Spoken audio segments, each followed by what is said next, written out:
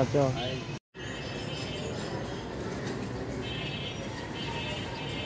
শ্রী শ্রী মাধব গৌরীমঠ, ঢাকা। আপনাদেরকে দেখাচ্ছি এই মন্দিরটা, বিশাল একটা স্পেস। আমি এখন আছি 6 তলা ভবনের উপরে। এখানে মন্দিরের হোস্টেল এগুলো।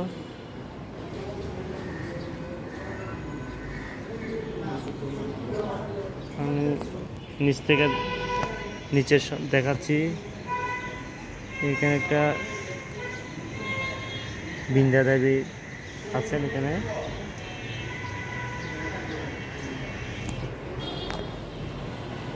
এখানে এখানে প্রভুরা থাকেন। আপনারা ঢাকায় আসলে এই গৌরীমঠে আসবেন, এটা এখানে পরিদর্শন করবেন।